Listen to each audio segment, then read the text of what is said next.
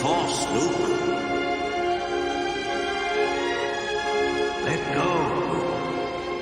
Fire for your mind.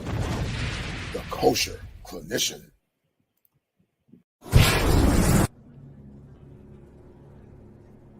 He could actually save people from death. The dark side of the Force is a pathway to many abilities some consider to be unnatural. What happened to him? He became so powerful. The only thing he was afraid of was losing his power.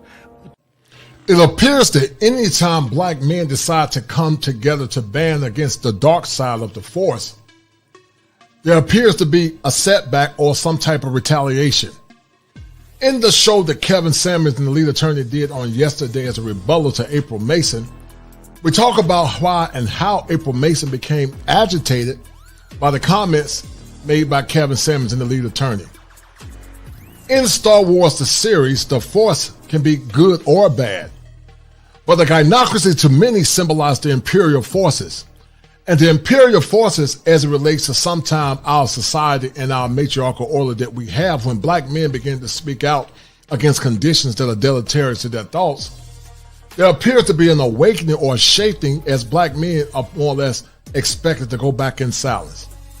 I want you guys to sit back, relax, and enjoy this show as we discuss how April Mason, in a symbolic way, is a representation of the dark side of the Force, the Sith Lord that is, and why when black men begin to band together, the empire, which symbolizes the gynocracy, always strike back.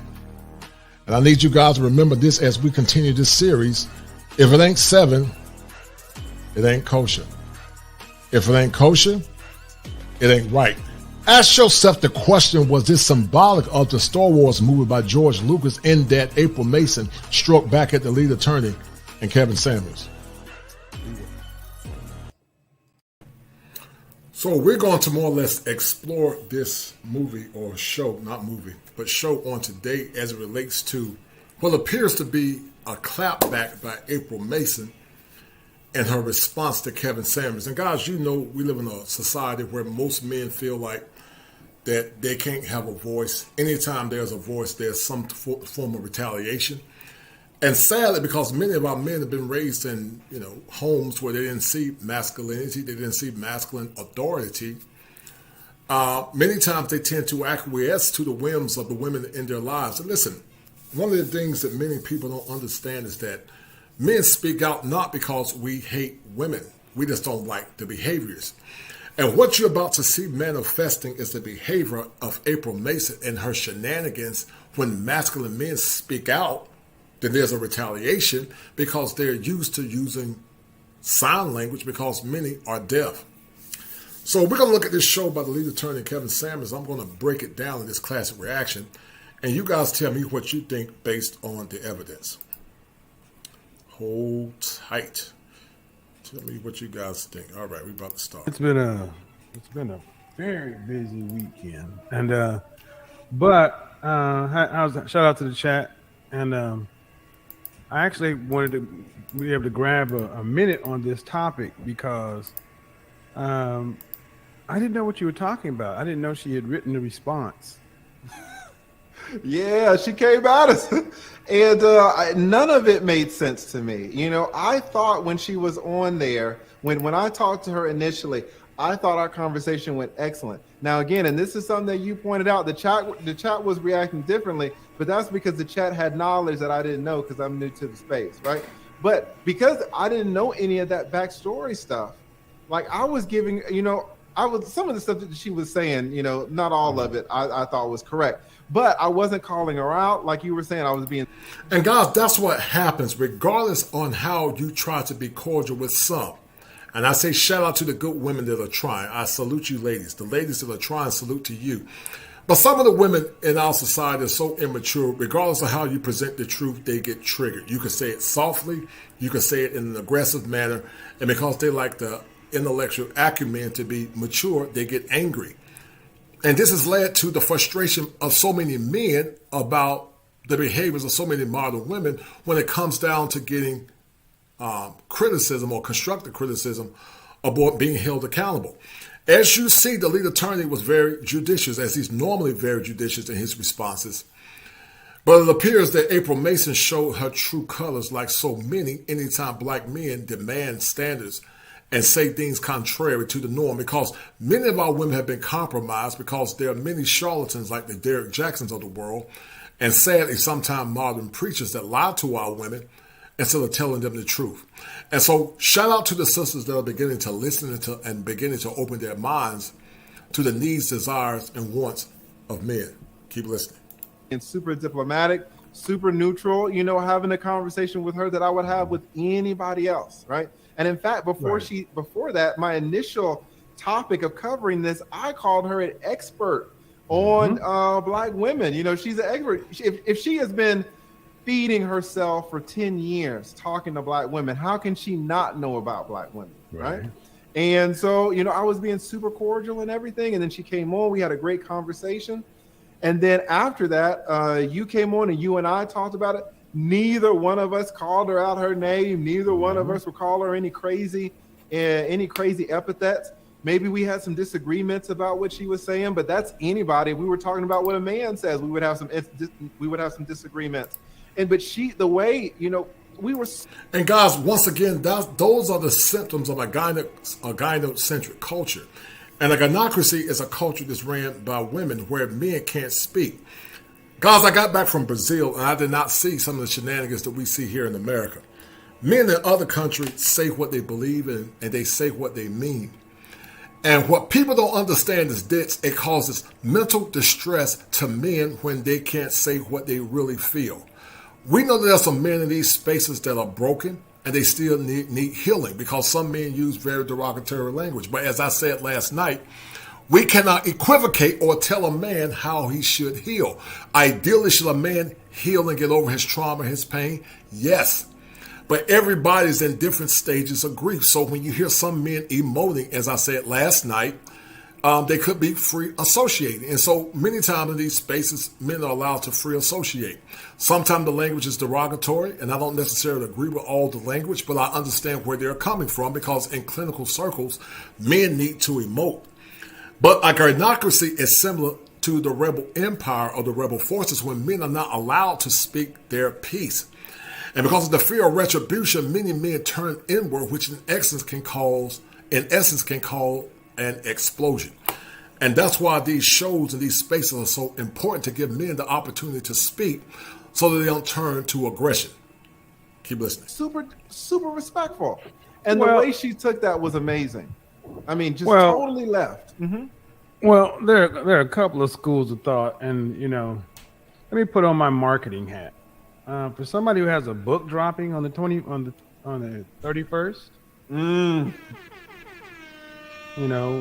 this is part and parcel for the business. I mean, look at the 50 Cent. Anytime he has a project coming out, he tends to find a beef. He tends to find somebody, and that's what you have to do: find it, because it wasn't there.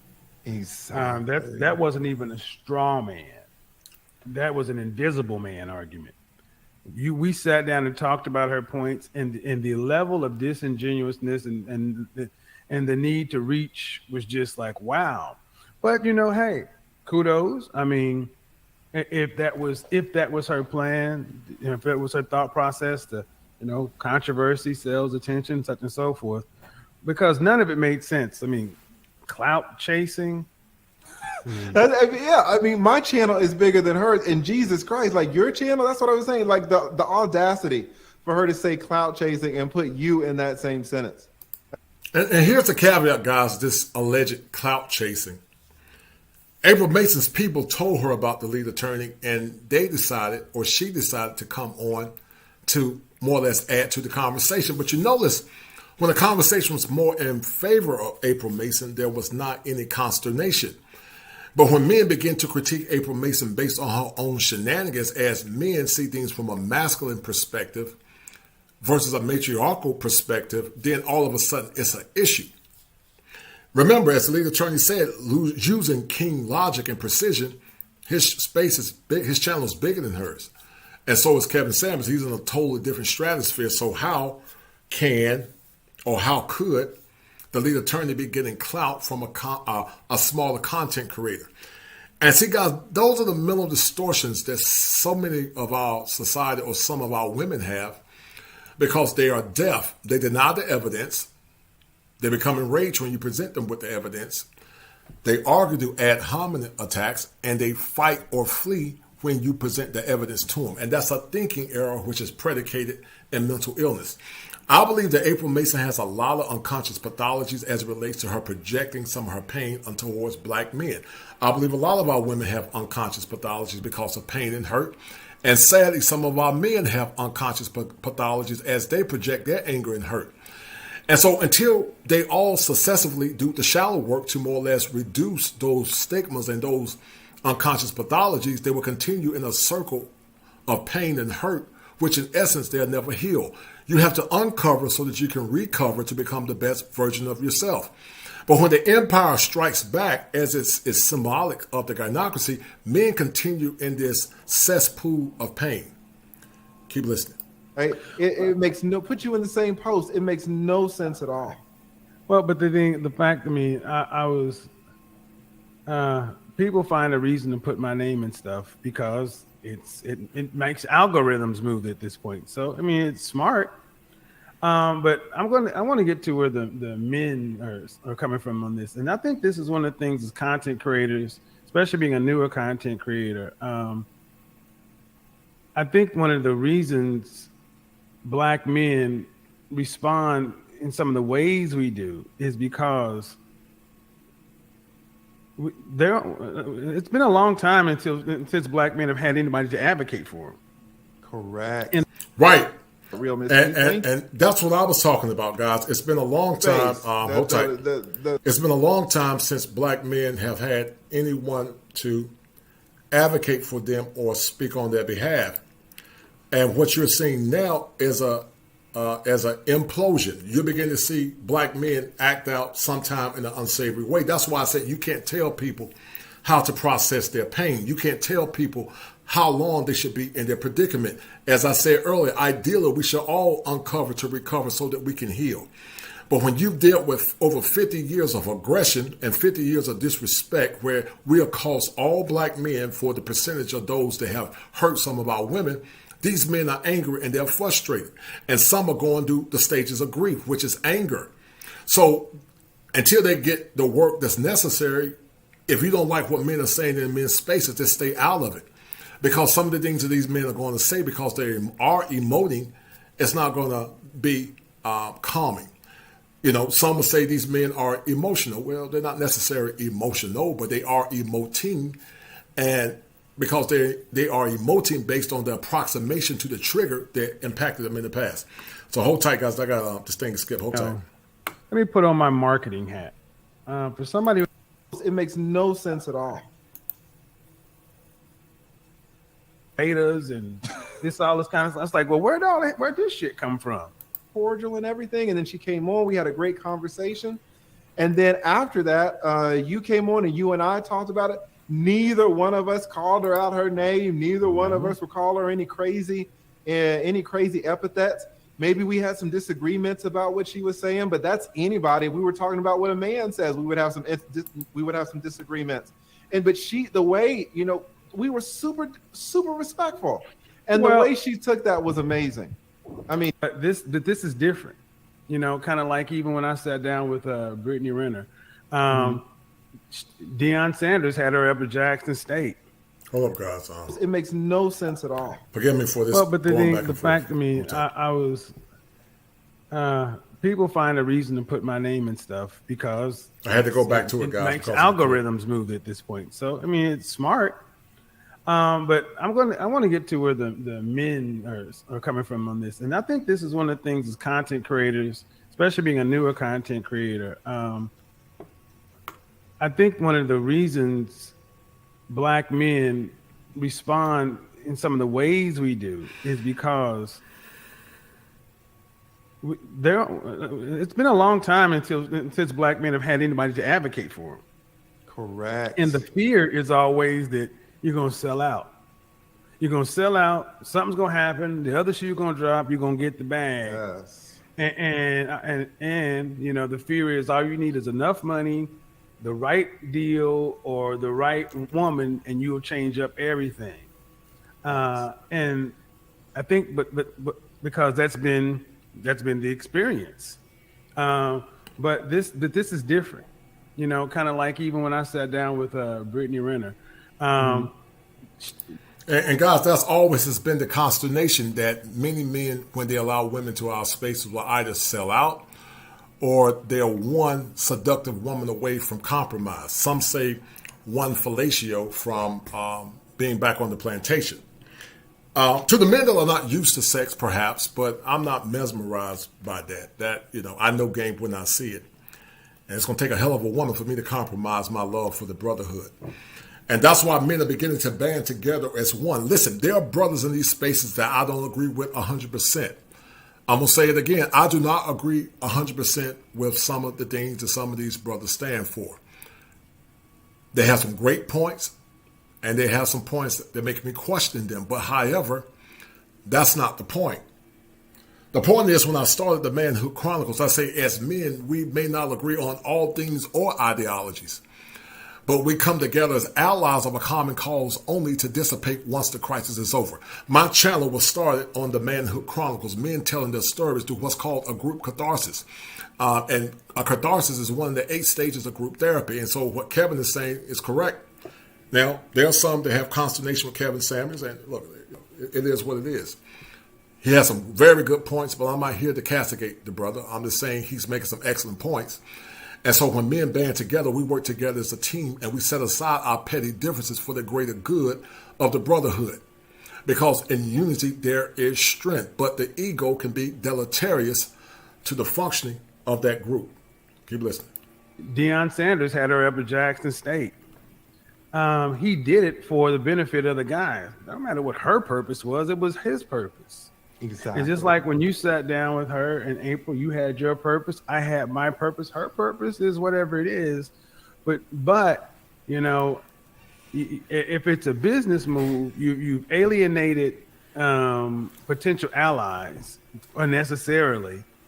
And men ultimately, I think what men really want to see is that, you know, that her true nature. That's what a lot of people were waiting for her true, what people call her true nature to show up. Right. And it didn't, and it popped up. Right. And that's why so many men are frustrated. We call it the chameleon effect, because at many women's core in modern Western world, at their core, they're not genuine. They're chameleons. And eventually, give them time, they will always tell on themselves. That's why men are so reluctant to hear some of the so-called love and adulation for men. And what women don't understand is this, and I say this to the women that are fake, not the good sisters. I say this to the women that are fake, not the good sisters. When a man falls in love, he's imprinted by that woman. And when that woman betrays him, that's his greatest hurt and his pain. Men get off through loyalty. When a woman is loyal, that means a woman, regardless of what she's going through, will not become a slave to her feelings. When a woman can corral her feelings for the sake of the purpose and the mission of a man, it makes that man feel at peace.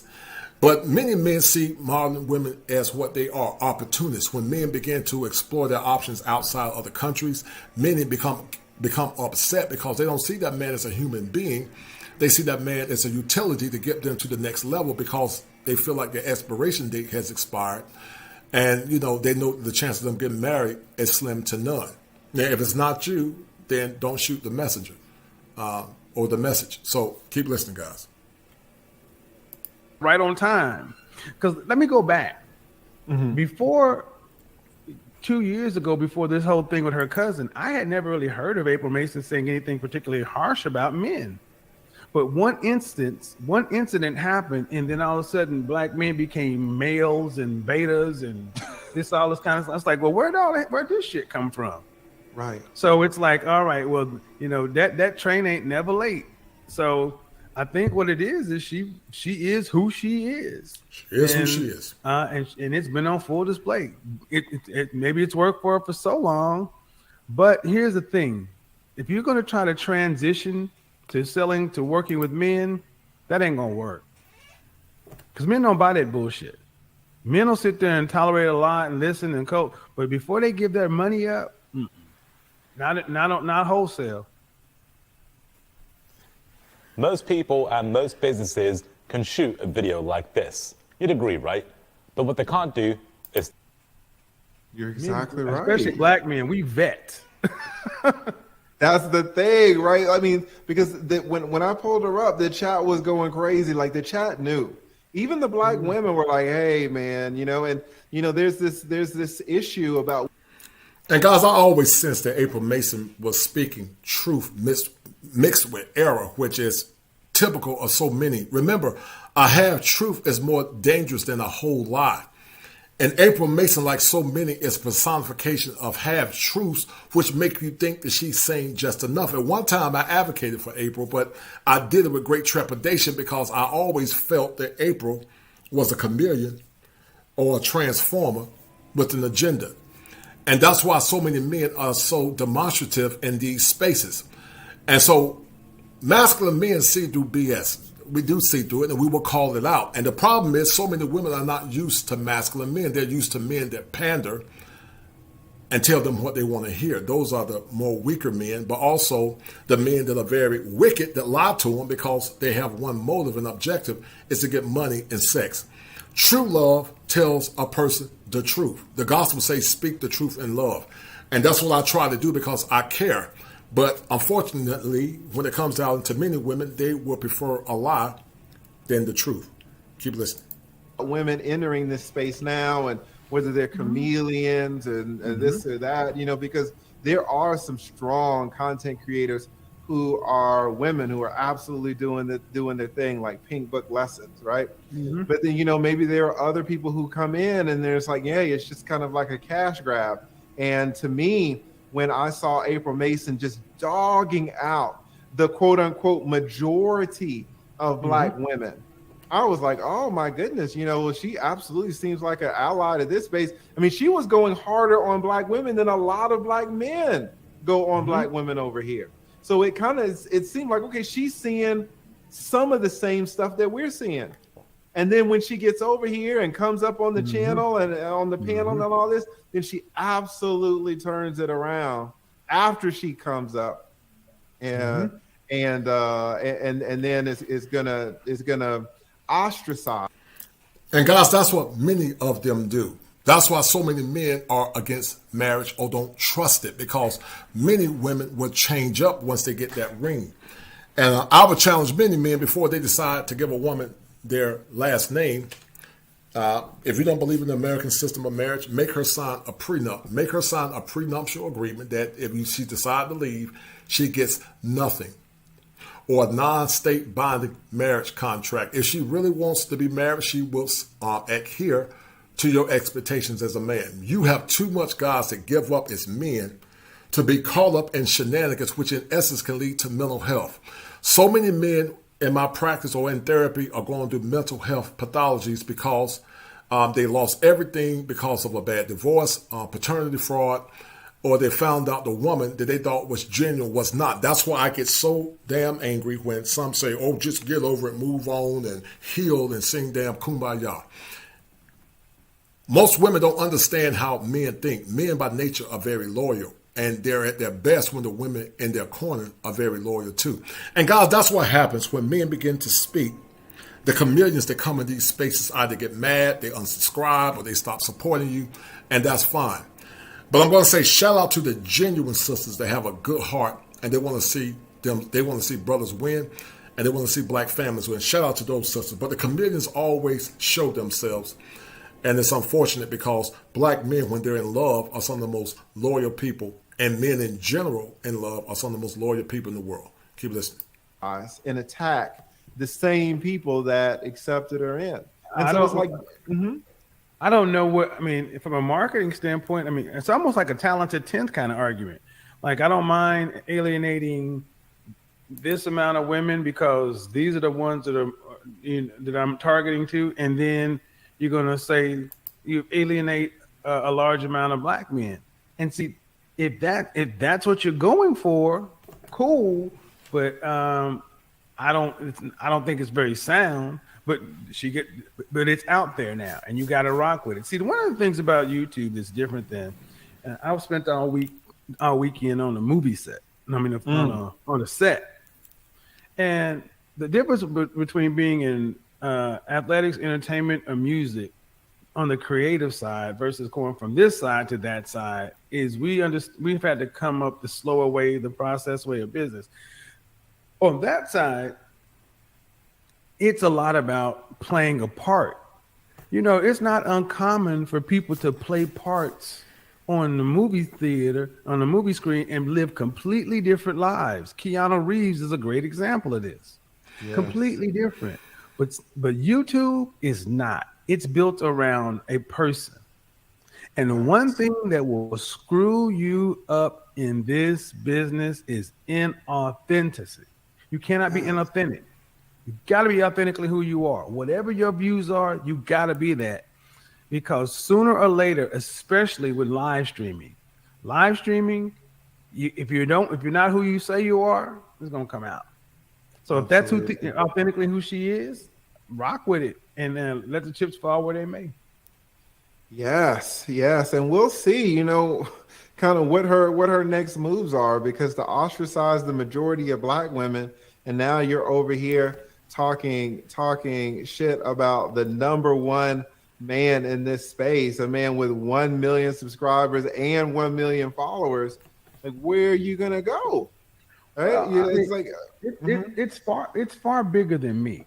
And here's the thing: Rebecca Lynn Pope, she made a video years ago, and then when the whole thing with me came up, she did a 180.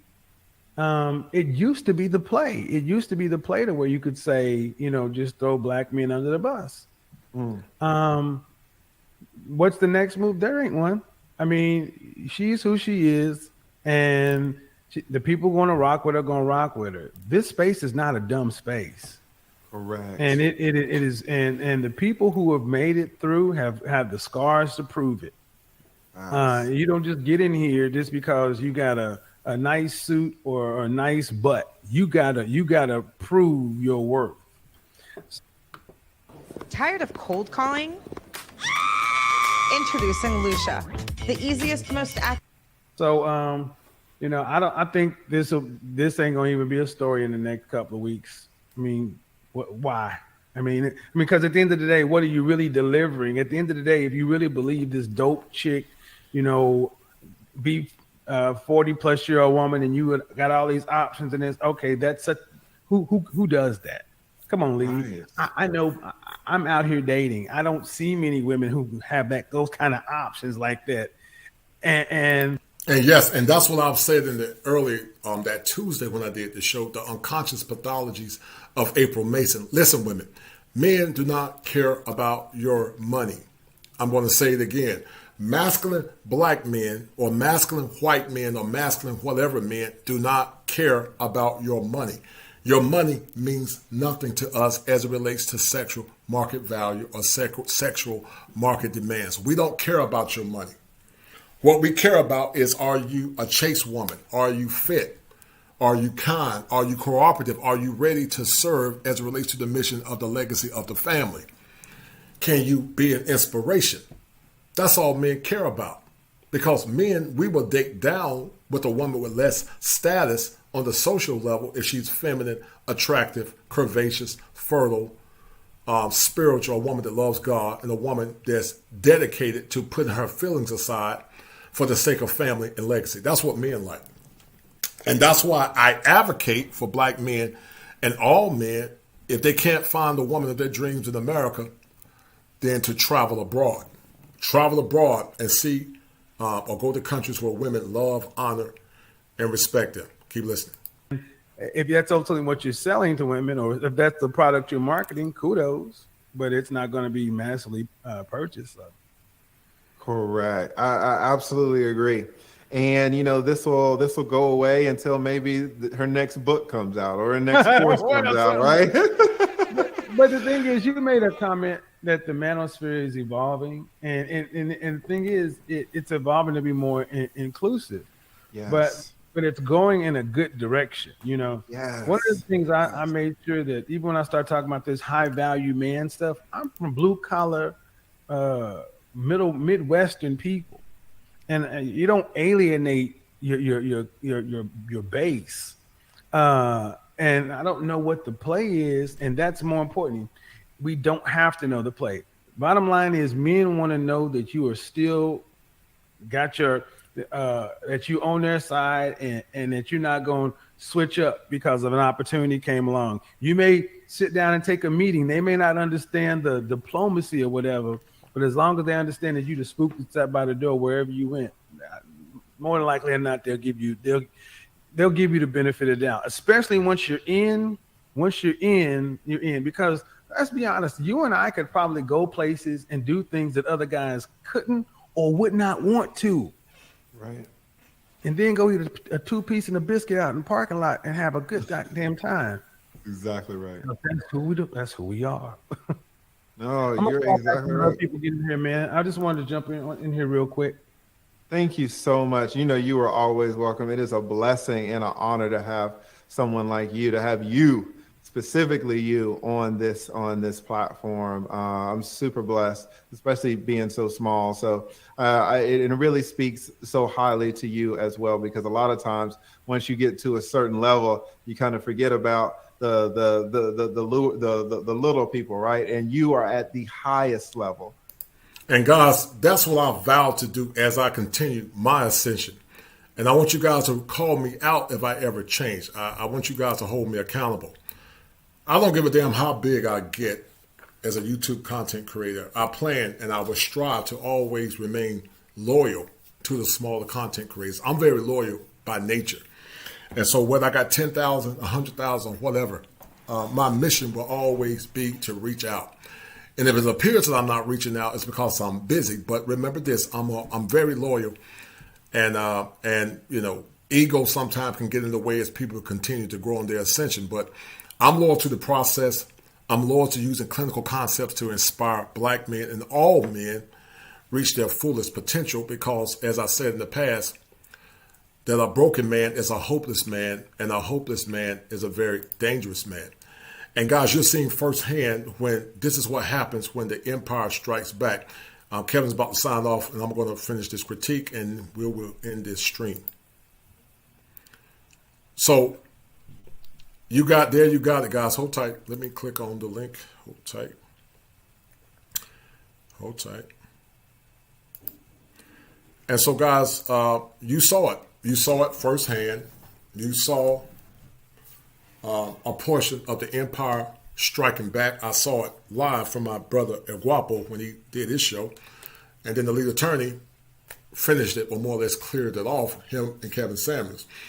And as I said earlier, guys, you know, there's a concept called the disenfranchisement of the Brotherhood. The male ego and the disenfranchisement of the Brotherhood. That's why men become a force where we band together. We're not going to agree on all things or ideologies. Our worldviews are going to be different.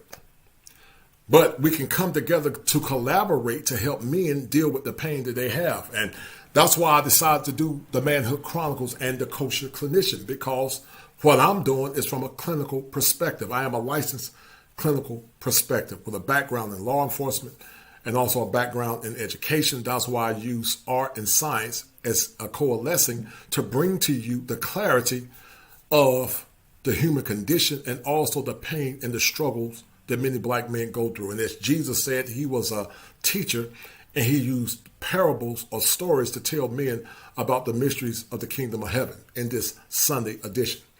So guys, you got it. Please share the content. Please share this content. Help me grow this channel. Help me grow this platform to 3,000. Let the 3,000 go to 10.